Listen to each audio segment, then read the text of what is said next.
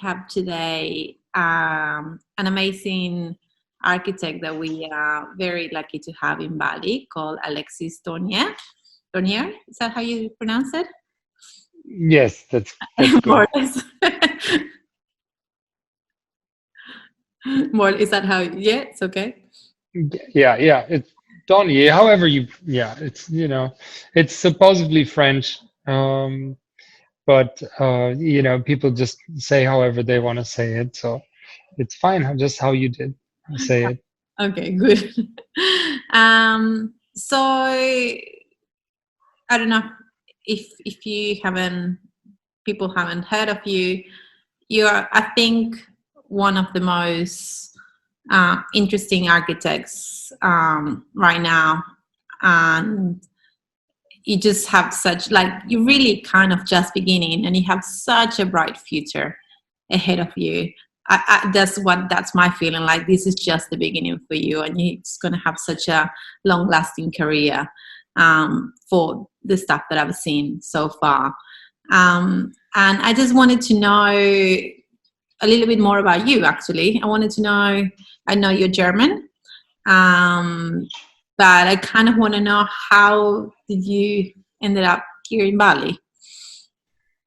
Yeah, it was actually a coincidence, or if you believe in that. So I helped a friend, a really dear friend of mine, a couple of years ago, and he wanted to build his sort of family getaway here in Bali. And so I was never really keen on going to Bali. I I was in Berlin, and I had my design studio there by the time, and I was really happy there to be in such a vibrant city. And so I had no sort of expat desires of leaving stuff behind. But then I sort of stranded here, or came here for a couple of weeks, and then I immediately sort of fell in love with the people and with the climate and everything in the culture. And Bali has so much of that to offer, and that was like, oh, you know what, maybe I can just set foot here. And then other people started reaching out and were asking for help, and then sort of little by little, actually, like quite immediately, there was a lot of demand here, because not many people seem to have been here by the time, in terms of architects. So I was lucky. I found myself in a place where there's not much competition, I guess. So that's the story in a nutshell. And then I did a 2-year period, of just trying out things. I had my studio still in Berlin, and then after I think 2 or 3 years, I decided, you know what, let's just relocate entirely. Let's commit here, and yeah, and try to build something with the people here. You did a stint in New York as well, is that right? Yes, I during my studies, I did a couple of internships. I went to New York for about 3 years, and then I worked for Asymptote and OMA, and that later turned into Rex. So, these were really interesting offices, with a very specific agenda, and a very sort of avant-gardistic, sort of way of doing architecture. So I was very fascinated by that. And New York for me was an incredibly productive time. And I think I learned a lot, and worked a lot. And then I returned back to Berlin, and that must have been in 2006. And then I finished my studies, and in 2009 did my thesis there, and I graduated, as a engineer, and yeah, then stayed there a couple of more years, and then in 2013 I came to Bali to switch the studio to, yeah. Um, you have quite a distinctive point of view in architecture. And I think it's almost people are starting to recognize it when they see it, which is incredible, because it's not an easy thing internationally, I think, as an architect, to have the chance, first of all, to have the chance to have that point of difference, to be able to express that point of difference. Is that come from that internship you did in New York, where you learn all that quite distinctive kind of architecture, or is that innate thing from you? Well, I think we're the product of everything that we're being exposed to, way beyond architectural design.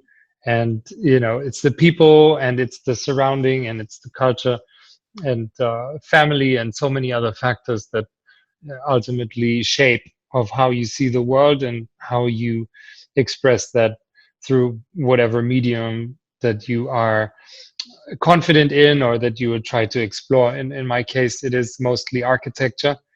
However, architecture is only the result of some thinking, actually, and an opinion and an attitude about a certain topic or task. So I think that some of this way of doing architecture comes in parts from OMA and Rem Koolhaas, of postponing the moment of design to an extent, to the very last, like 20% of the time that you commit to an architectural project. So you're not in the beginning, you're just trying to comprehend what this task and this problem or this thing that you want to solve is all about.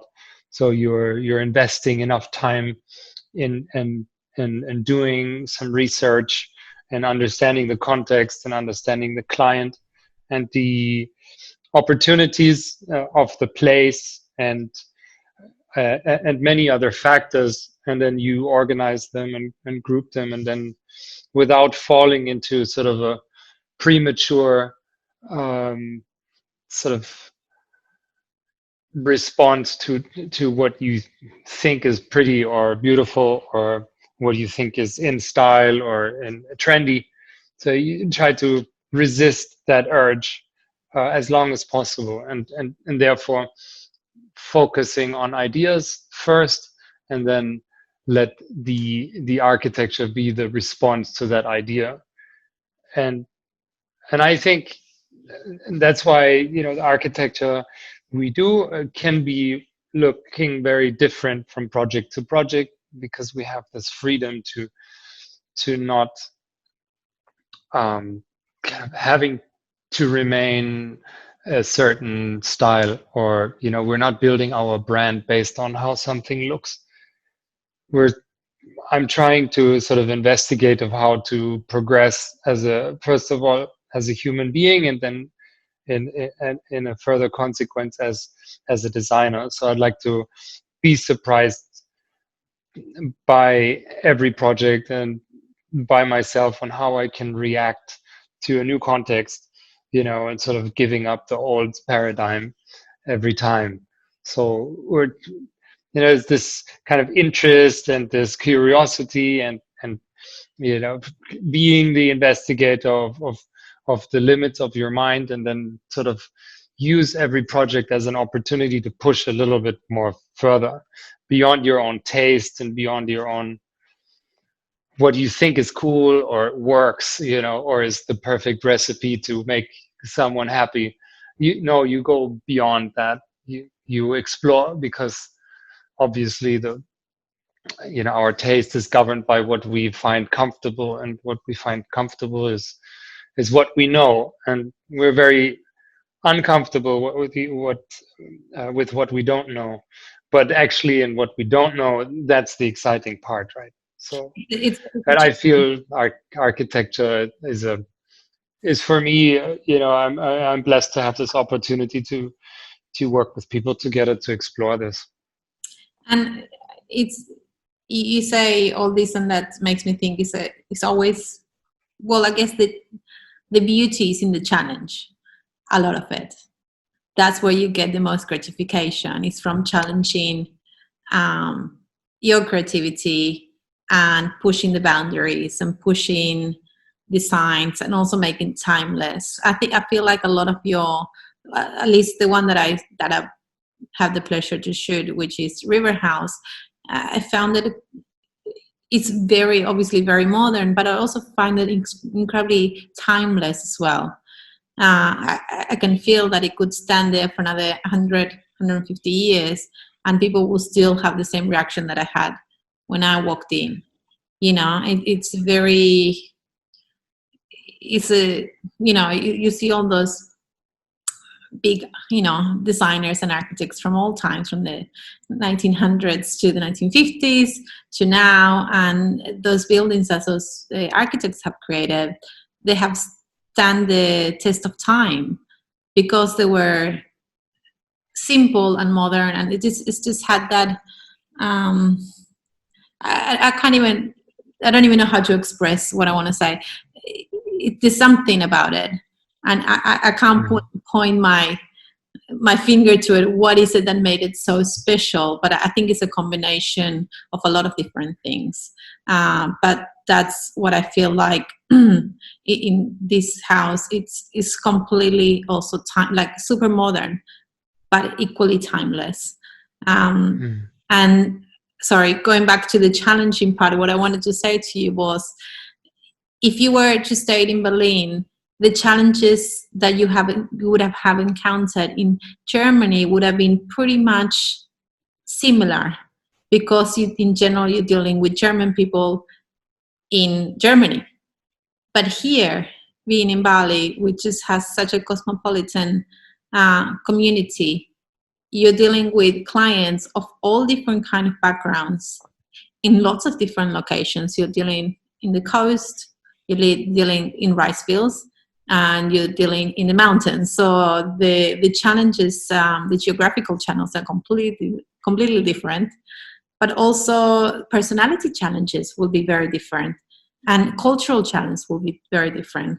Is that something that excites you when you design the house? Is it something that drives you a little bit, that the cultural difference? Yeah, I think everyone sees the world in a very serious way, because we think that how we see it is how it is, how reality is, and it gets exciting because everyone has like a different view on that, and then sometimes you meet so-called like-minded people that have a similar worldview, but it's not the same, right? And then sometimes you meet people that you think you have a similar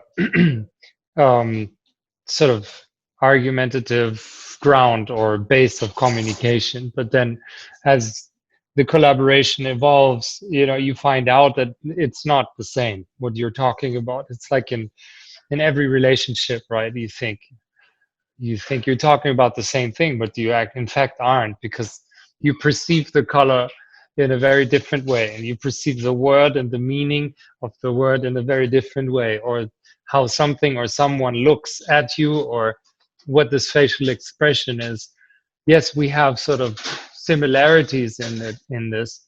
We can say if someone is, angry or happy, but there is so many subtle nuances in there that, and they are definitely different. That's what we know. So when engaging in a collaboration with other people, with clients, that I really see more as team members, rather than just clients. So instead of working for people, I like to work with them and actually really establish a mutual base, or like some mutual understanding for each other in this time that we're doing stuff together. So it's definitely a challenge, and it's very exciting, and it's probably as exciting as the as the outcome of the architecture itself. And you can see, the more successful the outcome, the more sort of successful the communication was, or the level of trust was, the mutual trust was. And the less trust and the more controlling and the more fear and the more anxiety in a project was, the less likely, it sort of drained its energy down. And still, you accept these things and you still bring a project home most of the time. Yeah. And but you can see, you land at 60% or 70% of the of the of the possible outcome, or the best possible outcome, as opposed to 80, 90 or 100, or sometimes even above 100%. It really depends on to an extent also on the match of people. How would you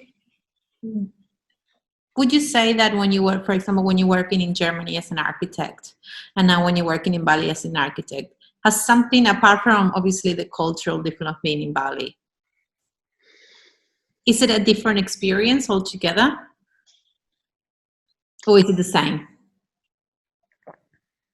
Well,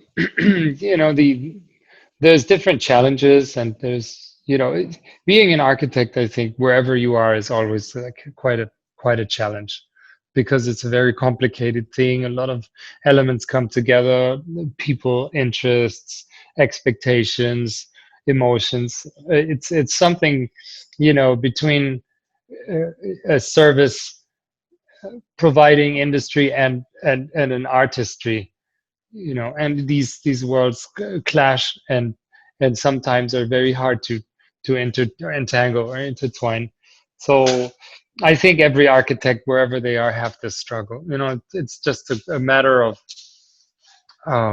where, what you find in these specific, in the specific region. Let's say, I guess in the West or in Europe or in the States, you have a lot of regulation, and you have a lot of sort of resistance on that end. But then you have, when it comes up to contractors, or how reliable your collaborators are, you have a lot more freedom, and because you share sort of a more similar common ground of understanding.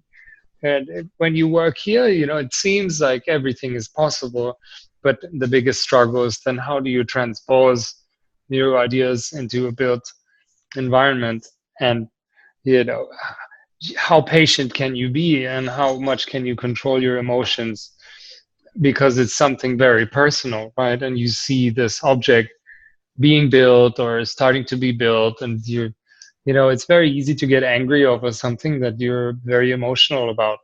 And it's because architecture it's a passion, and it's something that's very personal, very close to one's feelings and emotions. And then you see it being sort of transposed by people and by contractors, and they may have misunderstood you, or they have a different opinion about quality or time or budget, or name it.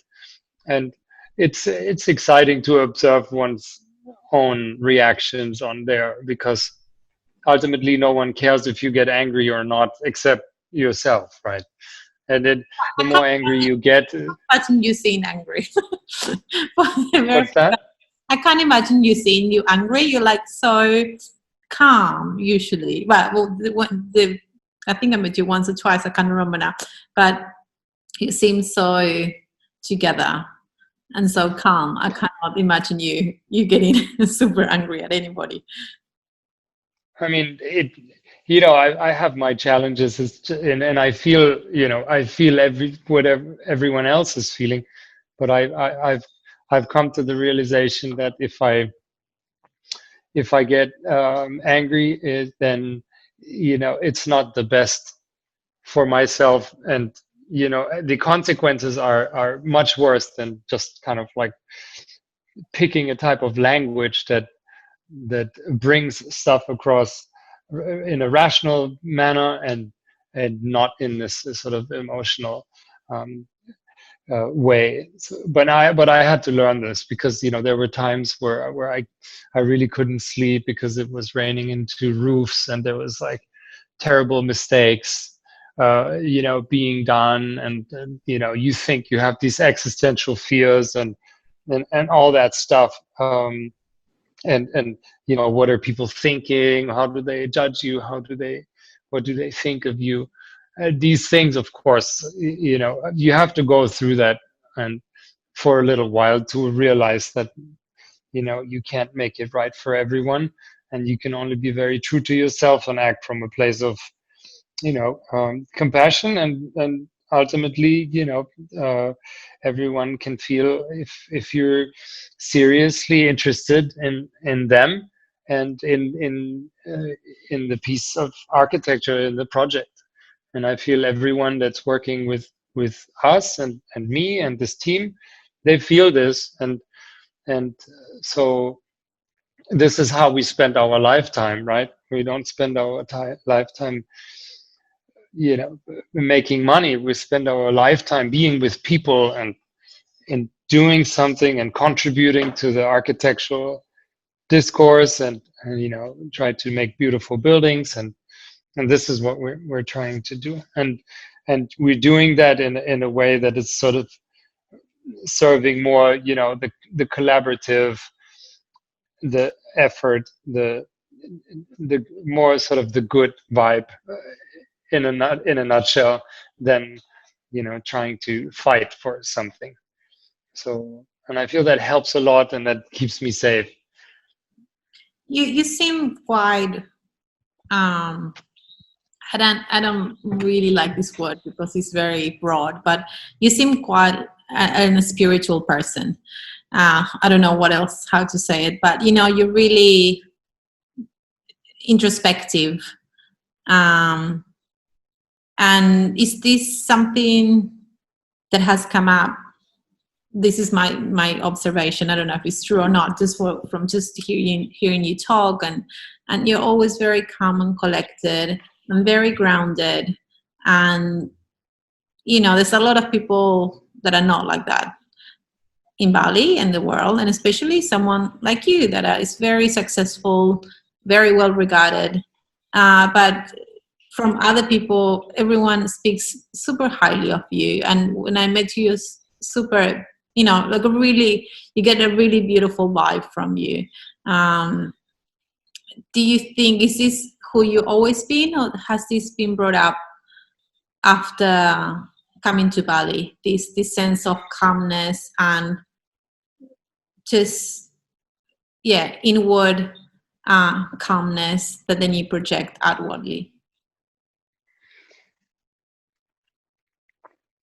Well, definitely Bali is like energetically like an exceptional place, and I've been to places in the world that had been similar, but I feel here definitely there is just the general mood, especially in the sort of vernacular culture, and just how people are here. It has an influence, I think, of all of us that live here, because just the concept on life is a very different one as back in the West. So people are much less in a rush. They're more focusing on sort of family values and tradition, and sort of repetition of what's known, and therefore time is not so relevant. Also, as people are not so afraid of death, because the concept of dying is not the same as in the West, where we're trying to actually avoid the unavoidable. So I think there is a common, just like aura, atmosphere here in Bali that you can use to think about the topics of which I started mentioning. And of course, you get the over amplification up in Ubud, in this sort of mecca for spiritual people. Whoever has had a problem or will have a problem can go there and seek revelation. But and there's a lot of I'm sure a lot of hopes and um, fashion and a lot of trend spirituality happening.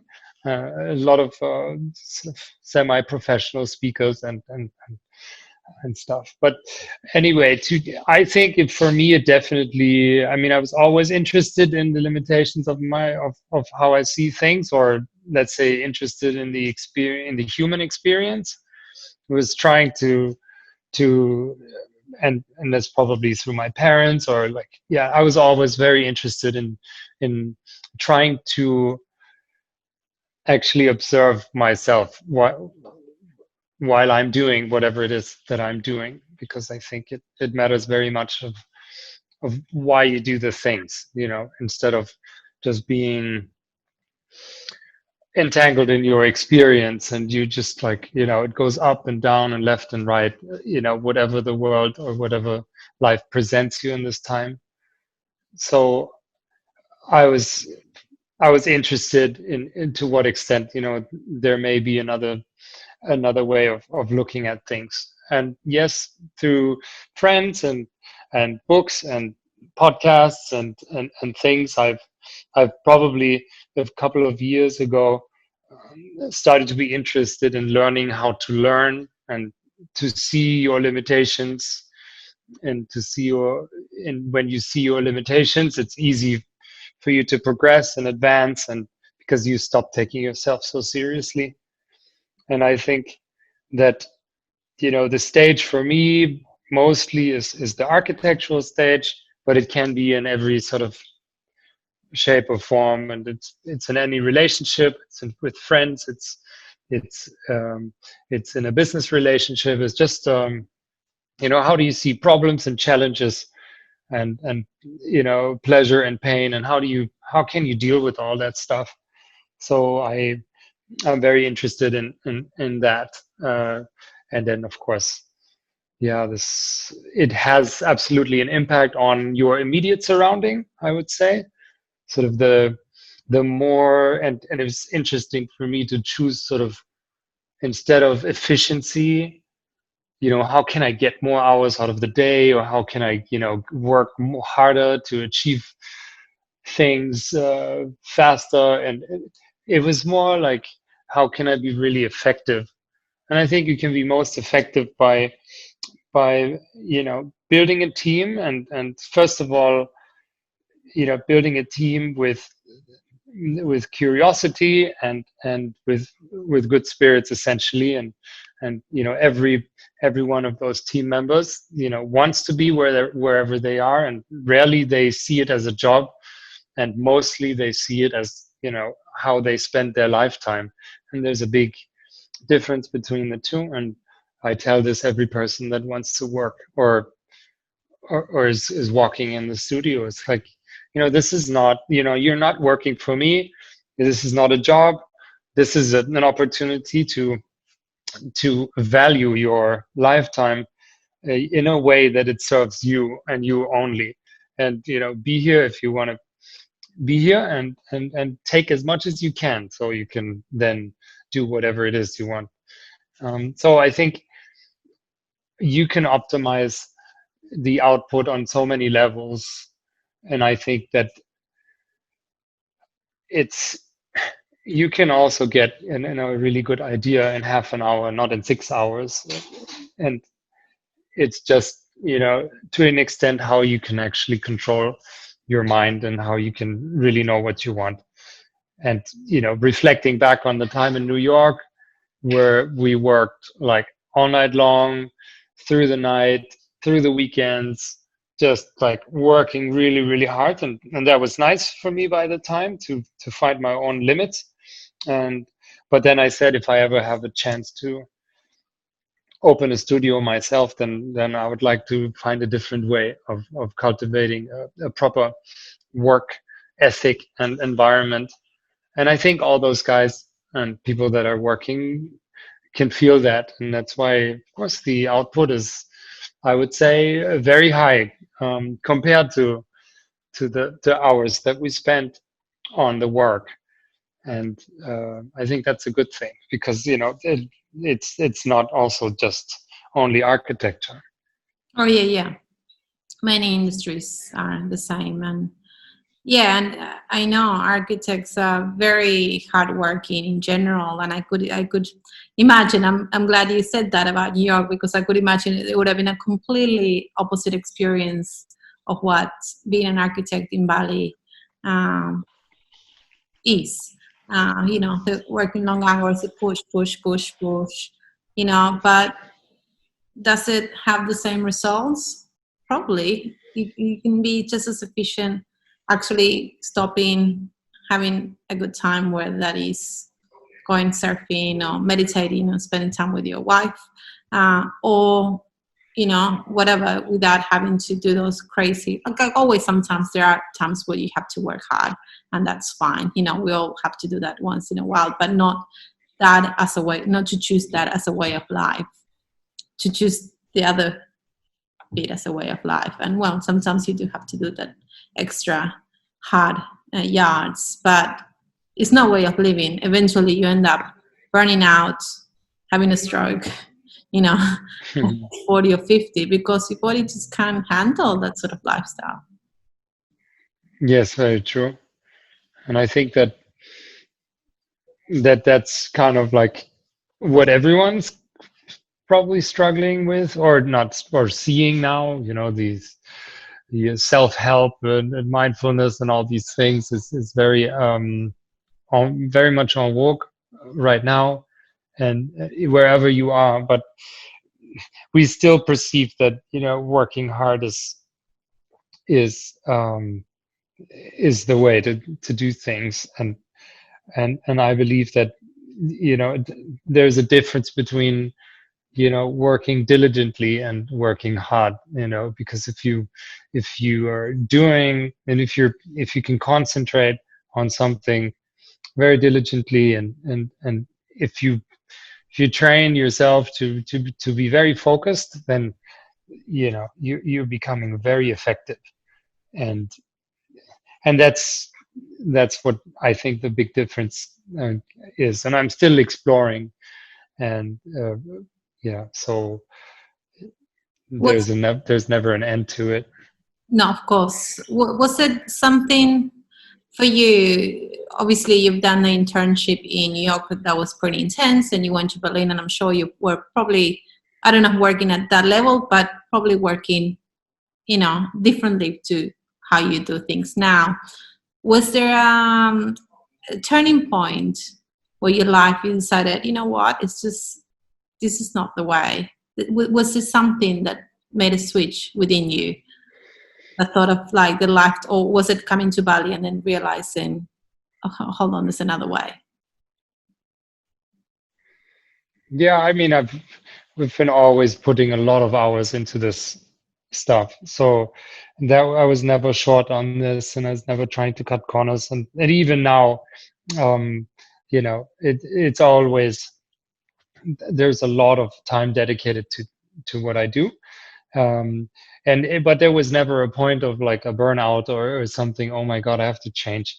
I was just more curious, and I see people learning at a faster pace than others, and it's interesting for me to realize what those people are doing differently, right? So how come some people are, they take initiative, they are capable to question their own sort of paradigm or status quo, they know how to learn, they learned at some point how to learn. And how are these people behaving, how are they, what are they doing, what kind of lifestyle do they have?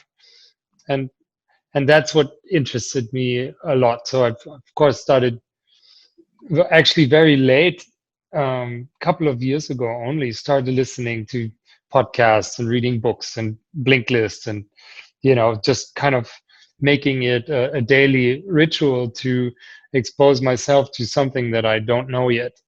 And not because it's trendy, not because it's chic, but actually because it trains a part of your brain that allows you to then see things very differently.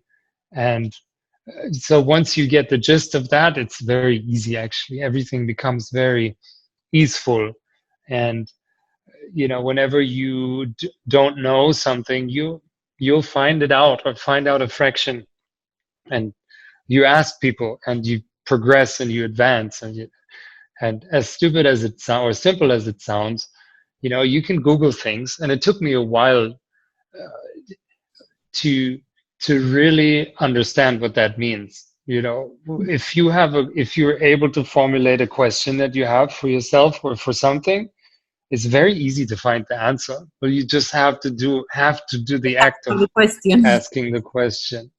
Yeah. And if you're delusionate, and if you don't know, or if you're like, in the aversion, or like in principle, like sort of more passive towards, if you feel more threatened by your environment, this gets very difficult and very hard to do, as opposed to when you're sort of more the greedy type, or the person that wants to know stuff and wants to get things.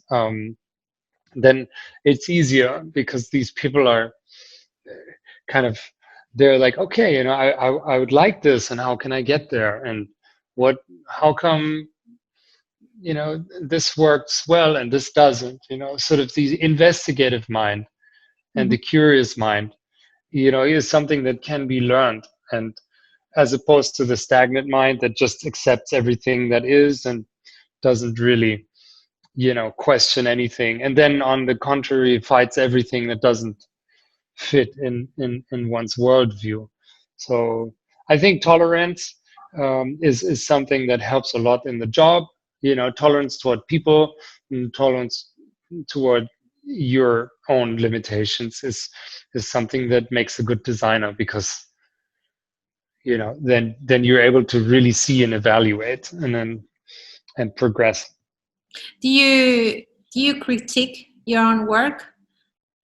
Are you very critical of your own work, or do you, once you finish something and you let it go?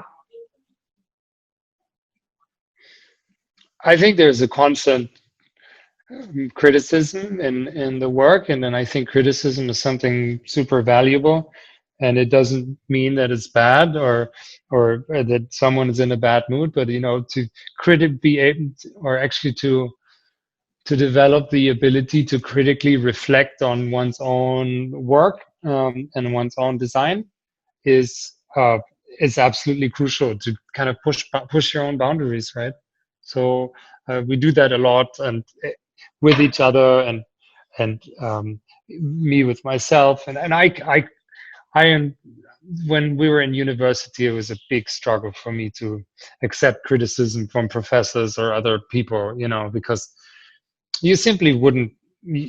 I simply hadn't learned it yet to take criticism constructively, right? Mm-hmm. And I remember I was so pissed off, and I was like, because I had worked for something for so hard, and I put all my emotions and my heart and my blood, sweat, and tears into something, and then someone, can crush it. And in that very second, you're not interested in the actual truth or in the actual opinion of that person, but you're just more busy and trying to lick your wounds.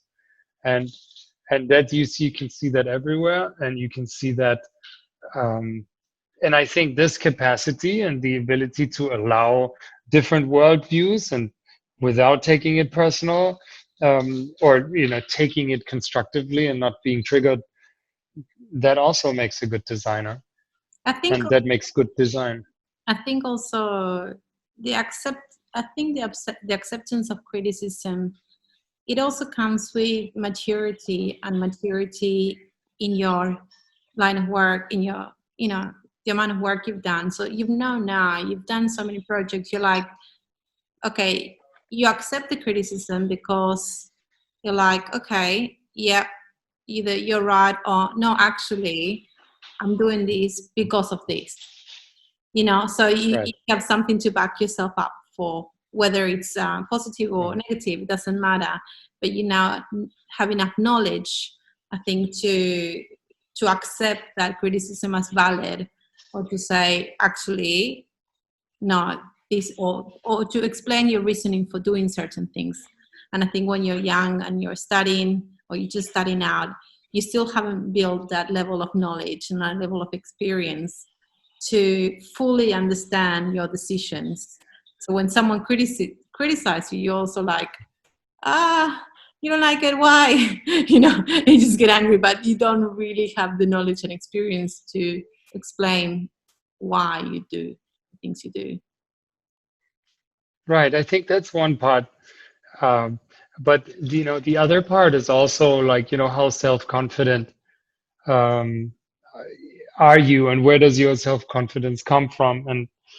And I can't really say that I've had self-confidence all my life, and in certain situations I still don't have it, right? So it's just a matter of, how familiar are you with the concept of being able to accept your emotions, even when somebody says something very hurtful, or somebody, a client completely misunderstands your good intentions, and you just don't understand the world.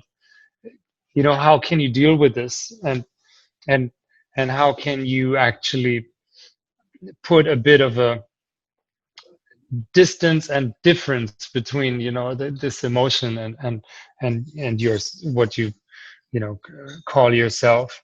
And there's a methodology behind that, and there's a, call it tricks, or insight, or some kind of awareness for it. Yeah. And that is what essentially then changes everything. So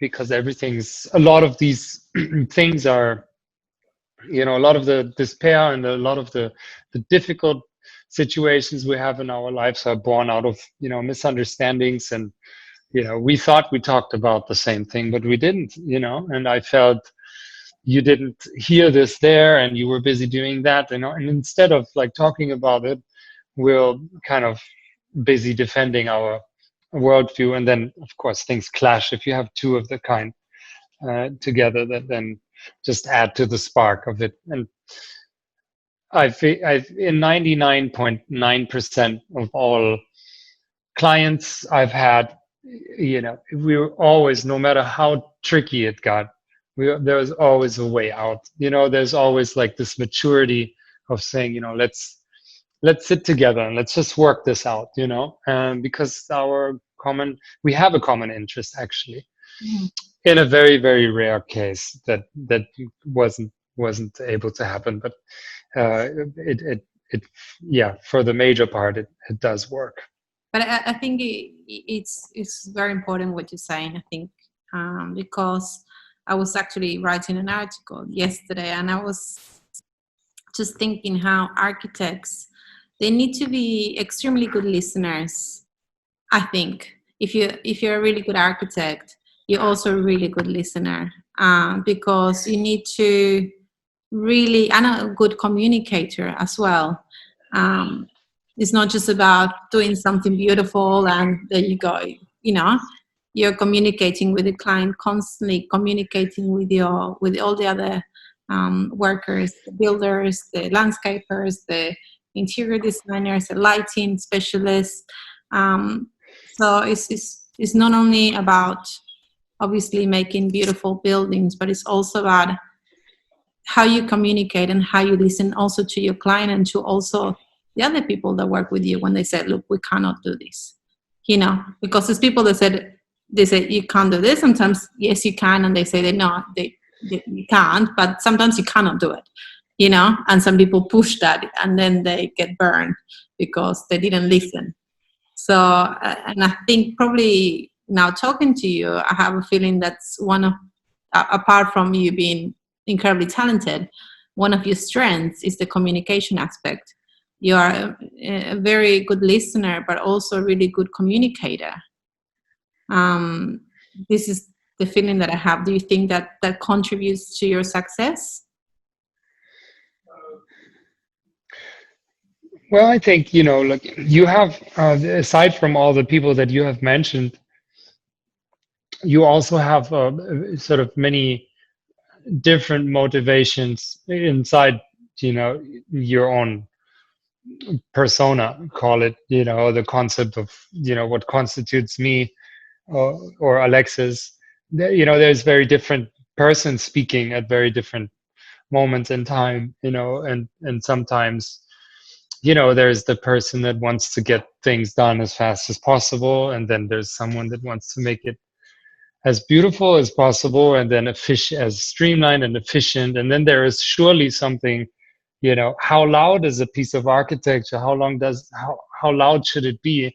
And what does it say about me as the person that sort of suggested this?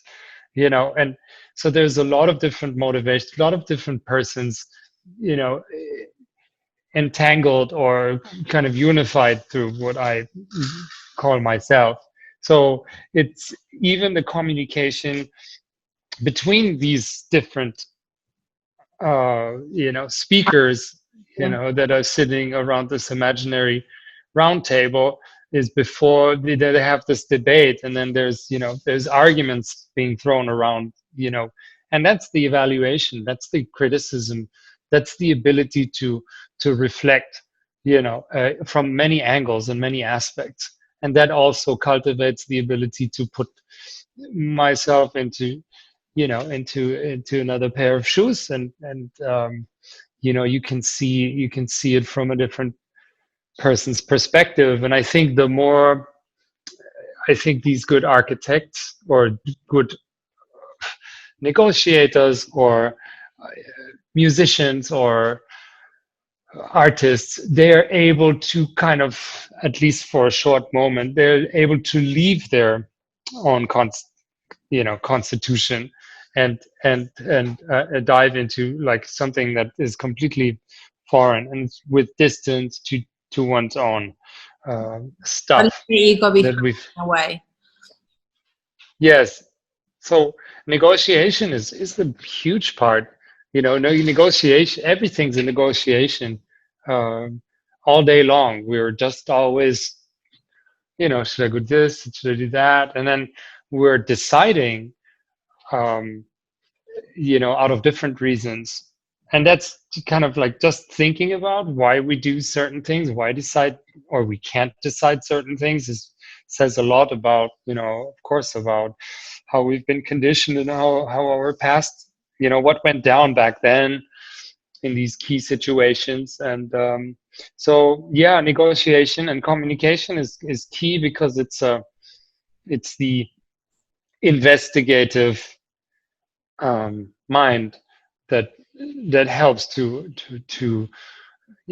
just put it on the table, instead of this sort of diffuse, delusionate kind of, I see these people that are kind of acting from a more intuitive, so-called intuitive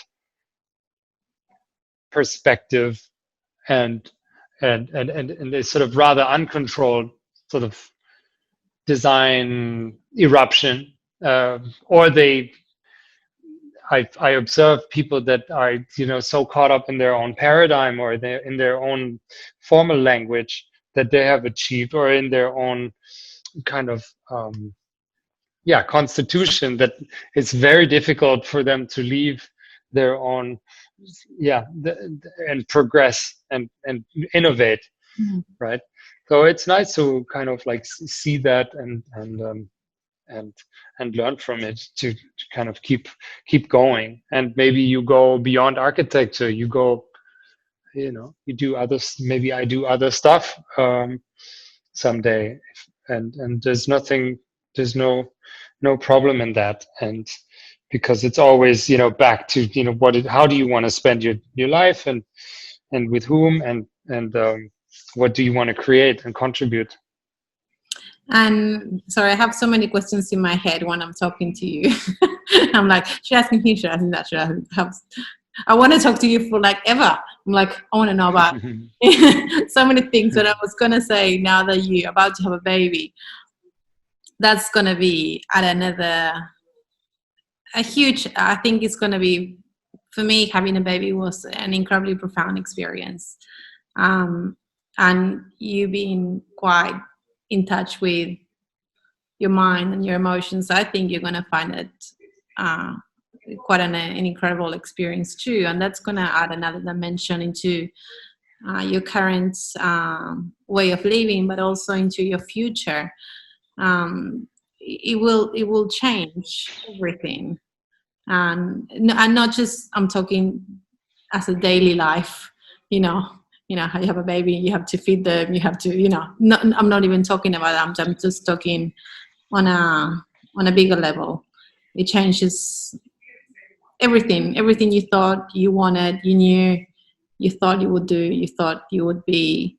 It shatters it, and then you rebuild yourself again. And I think it's going to be incredible for you to go through it, soon. um, I would like to talk to you afterwards and see Yeah, definitely. There's experiences. something very curious about this whole thing that's coming. So again, it's about the same thing of how can you, yeah, like be curious and about life, because if I wouldn't be, then I probably wouldn't have a child, and so I'm curious to to find out of what that is like, because I'd like to experience it, and of course there'll be challenges on the way, and there are and have been already. Even he's not even born yet, so but then again, it's like, how do you? It's always about how do you relate to what is seemingly happening around you, and how can you remain your sort of peace in this, even if it's a very uncomfortable situation, or very loud situation, or sleepless um, situation. How can you maintain a certain level of groundedness, and a certain level of of peace. Why? Because in this, when you stop throwing negative stuff back at something or someone else, I think this is the fundamental question. How can we contribute in a positive way to our surrounding, by not passing on the agitation, by not passing on the frustration and aggression and anxiety, not so much because it's chic, but it's because it'll have an immediate impact on your surrounding. And then of course there's the karmic response, and everything's coming back, one way or another. And I'm not saying it's always possible to keep one's cool, but if you can make it 2 times out of 3 times, it's a good thing, as opposed to always losing your shit over everything whenever the slightest event is occurring that is not with your worldview and with your opinion, how someone behaves or looks or acts, or doesn't give you respect, or doesn't give you enough, all these kind of crazy ideas that we just have, that are enough to just completely throw us out of our chi, or out of our balance, and How do you, yeah. when you design approach and talking about questions, when you suddenly, okay, you meet someone, they say I want this, blah, blah, you go back and you start to think. So you think, do you have certain questions that you always ask yourself that they need to be respected? For example, I want to have the less impact into the environment as possible. So certain things that for you are the basis of your morals. You could say you design morals, or whatever you want to call them. That you always say, okay, it definitely has to have this, it has to have that, it has to respect this, and it has to have this. Do you have any certain rules of what you always apply to every design? Yeah, there's some fundamental basis of architectural design that are always occurring, and that has to do, with things like context and site, and elements like sun, weather, sun, rain, wind, Yeah. I'm not earthquakes, talking about more volcanoes. like the architecture elements that every Hmm. architect has to think about. I'm talking more about as a personal thing. Right. If you want to So, achieve, or you want to, in as much as possible in everything you create. well, I think that I'd really, give it, my utmost like sincerity every project, and has to, for me at least, have a certain level of serious commitment to to that relationship. So, and I think that depth is necessary to really bring out, even if it means pressure or intensity, this is required to bring out something beautiful. And I think that if you can do something, half as good, it's just not good enough, and good enough in a sense of it hasn't reached a significance that I would then say, what, this is, it's really something I could sign off, or this. And then yes, sometimes things get watered down because you have to make compromises with clients and with yourself or with time or whatever it is. But at least that's the starting. It's like, how can we push the status quo? How can we push our design skills? How can we look into new materials, innovative materials? How can we cultivate materials and thoughts after all? And how can we distill our thoughts into like a really comprehensive idea? You have this idea that is just so simple and so pure, then it's like easy to derive architecture or whatever it is from it. And it that's happening in every project. And then in order to find out these things, you have to sit down and talk to the people and understand where they are coming from and what their motivations are. And you can observe really in great depth of why people are doing what they're doing, or why are they wanting what they're wanting.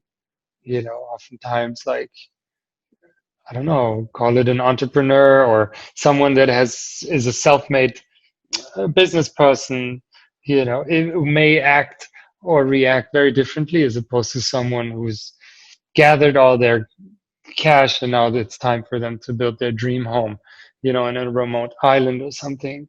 Or, or someone who has never had a sincere relationship to his money or her money. Very different. So I think to understand where these motivations are coming from is only helping on suggesting certain things and in the design process. So I think that's another thing that's reoccurring, sort of pretty much questioning everything all the time, and not because we're neurotic, but because we're like, I'm just sincerely interested in the stuff that's beyond of what I know. So yeah, that's how I spend my time in these projects.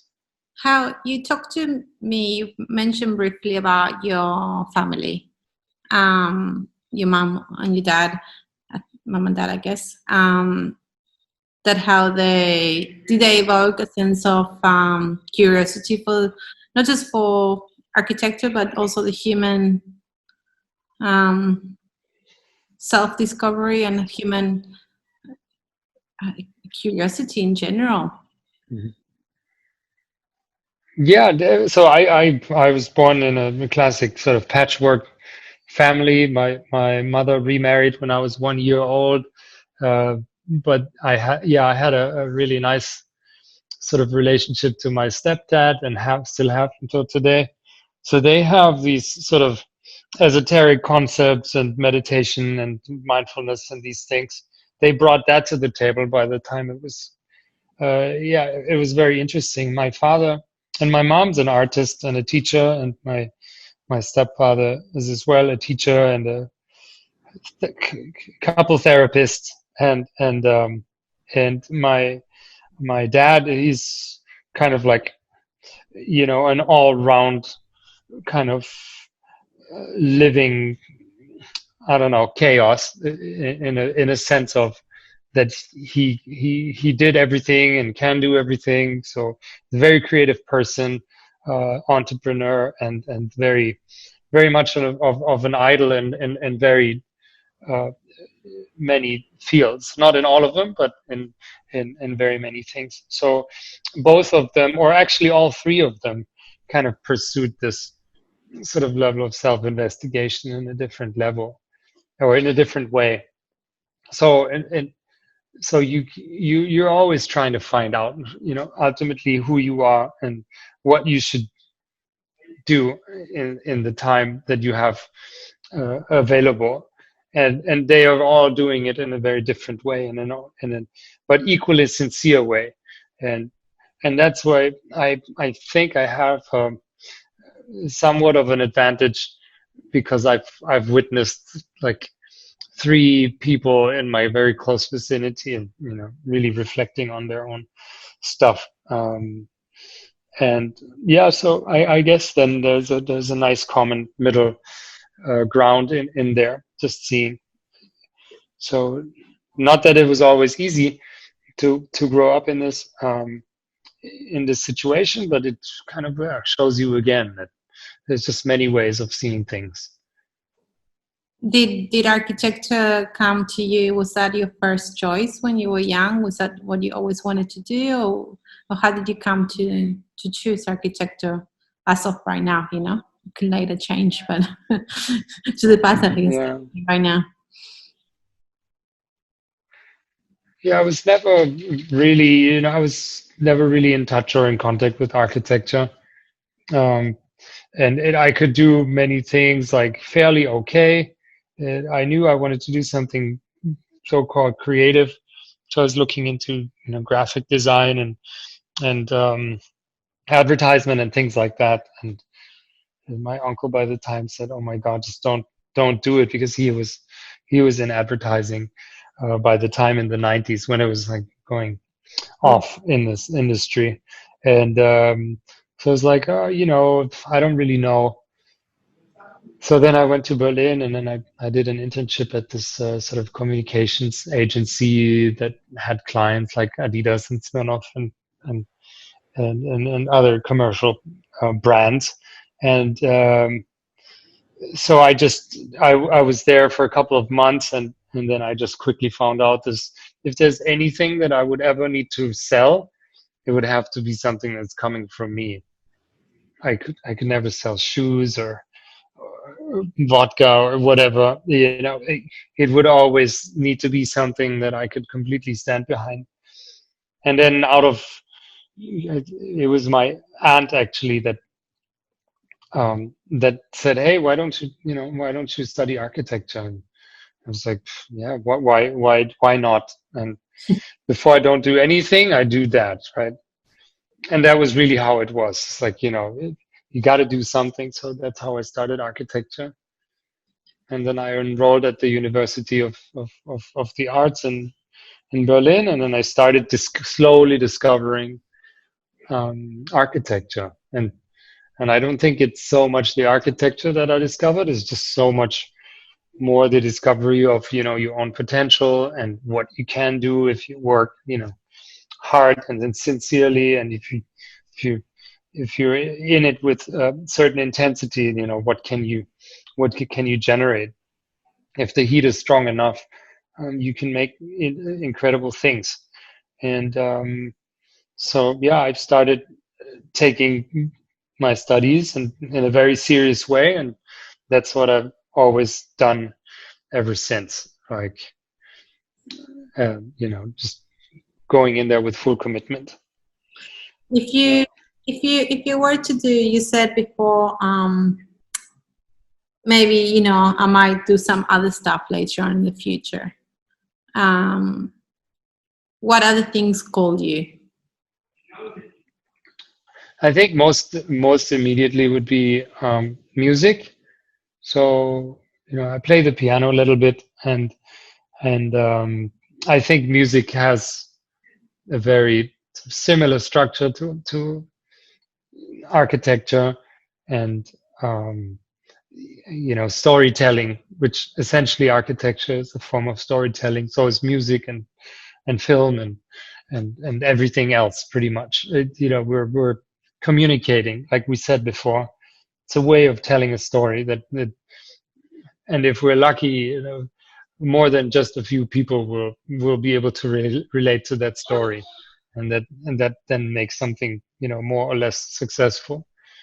And so yeah, I think there's just music and maybe sculpture and other things that are sort of more utility free, because architecture, you have to have a roof on top of your head, and mostly, and you have to go to the bathroom, and you have to have a kitchen and these things. So it's very utilitarian, right? And music doesn't have to be that way, and neither does film or sculpture. So I'm exploring whether that would be an option. Just Why not? leave the utilitarian aspect out, at least for a while. And so we were actually now touching, with Stilt Studios and with also the furniture brand that we're creating, we're going into this direction of actually not so much for Stilt Studio, because it's a prefabricated modular housing concept, but furniture itself is, and especially in particular lamps, is something that goes in this sort of sculpture direction. And yeah, very exciting new fields that are opening up. Such a great thing about, I think, Bali in general. It allows you to explore so many options. In other, I don't know that many other places in the world where you can have such freedom to choose and to say, hey, I'm just going to try something new. Just going to do it. Doesn't have to be Right. anything. I just want to do it. I'm just going to do it. In other places, Right. you just don't have that, the means, the resources, and the freedom, communal freedom as well. Not just the freedom of yourself, but people saying, oh, no, don't do that, or you shouldn't do it. Here people's like, yeah, Right. they're quite encouraging. I think in general, no? This Mm. found. If you want to try something new, everyone's like, yeah, do it. Go for it. Why not? What do you have Right. to lose? You have nothing to lose. Mm-hmm. Which is, I always find that in Bali quite a, I always forget that, but it's actually one of the things that really drives me here, is that freedom to Mm-hmm. really have limitless options almost. Sometimes I find it hard to choose Mm. what to do because there are so many options. Right. That's true. um, okay, Alexis, I'm gonna let you go because I could keep talking to you for like another 3 hours. I think you'll get boring for the rest of the population. Thank you so much for joining me and talking to me and being so open about your life and about how you think and how you develop things and everything. So it's been a real pleasure. Yeah, likewise. Thank you so much in the interest, Sheila, and I really like what you do there with the Bali Interiors and scouting all these beautiful places. I think it's about time that happened, and someone takes that on, and because I think, yeah, Bali is significant for so many things, and it evokes a great sort of lifestyle that people should explore if they choose to come here. And I think the designed environments are very relevant to that, because they're another form of individual expression, And I think you can, like you said, you can do that in whichever way you want, because there's not much rules here. So that's why it's an amazing bubble to be in. Yes. Yeah. Thank you so much for that. Okay, then enjoy your evening, and Thanks, then Alexis. Bye. goodbye. Yeah.